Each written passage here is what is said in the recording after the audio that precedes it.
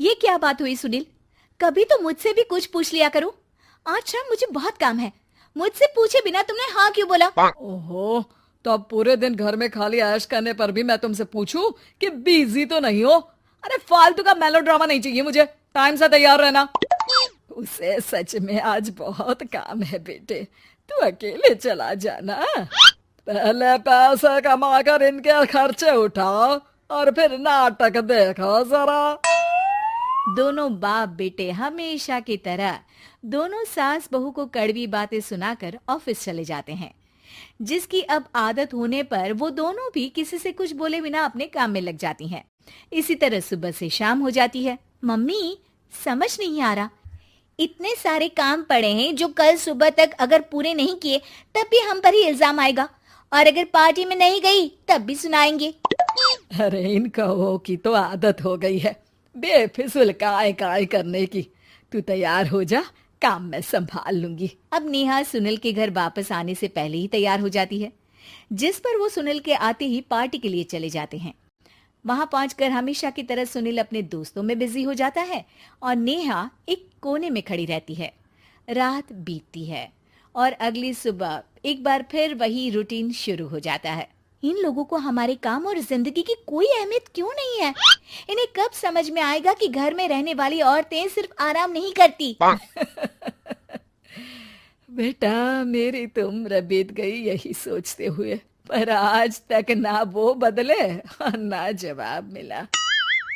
लेकिन माँ, समय हमेशा एक जैसा नहीं रह सकता, इन्हें बदलना होगा।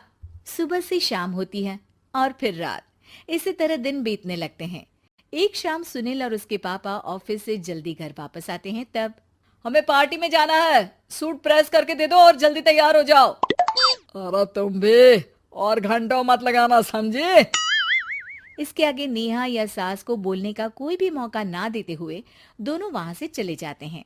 कुछ देर बाद चारों पार्टी में पहुंच जाते हैं। यहाँ सब समझदार और पढ़े लिखे लोग हैं, कोई बेवकूफी करके मेरी नाक मत कटवाना।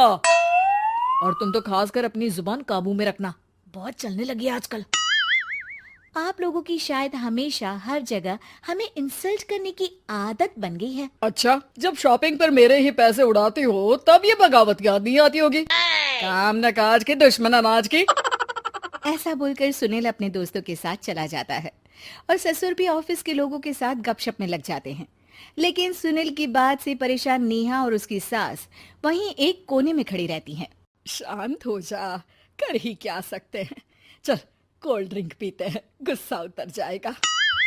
जैसे ही नेहा और सास कोल्ड ड्रिंक लेने पहुंचती हैं, तो उन्हीं के बराबर में अल्कोहल का काउंटर देखकर नेहा का चेहरा चमक उठता है। वो मुस्कुराकर सास के कान में कुछ कहती है और दोनों पीना शुरू करती हैं। कुछ देर बाद दोनों चिल्लाते हुए अपने अपने पतियों को ढूंढने लगती है। कहाँ है सुनील? देख, तेरी असलियत आ रही है। कहाँ है सुनील के पापा? देखो, तुम्हारी शामत आ रही है। ये नजारा देखकर पार्टी वहीं थम जाती है। सब लोग उन्हें ही देखने लगते हैं। ये है मेरे पति। अरे काहे के पति? इनसे शादी करके तो मेरी किस्मत है फूटी। और ये मेरे पति, जिन्हें पति बोलने में मुझे आती है शर्म बड़ी। चलो आज आप लोगों को इनके असली रूप से मिलाते हैं, जिसमें ये अपनी पत्नियों की रत्ती भर भी इज्जत नहीं करते। हर समय उन्हें खरी खोटी सुनाते रहते हैं। हर जगह बिना मौका और माहौल देख उनकी उनकी सेल्फ रिस्पेक्ट की धज्जियां उड़ाते रहते हैं। क्या बोलते हो कि घर में रहकर हम करते ही क्या है?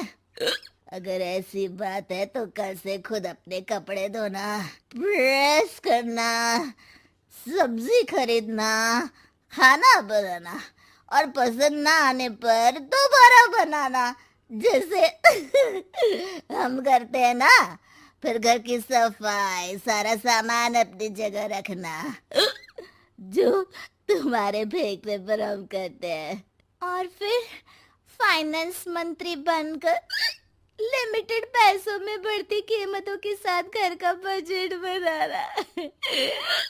सुनील, इन्हें चुप करा। अपनी तो कोई इज्जत है नहीं, हमारी भी खराब कर रही है। हाँ, ये तो और बढ़िया है।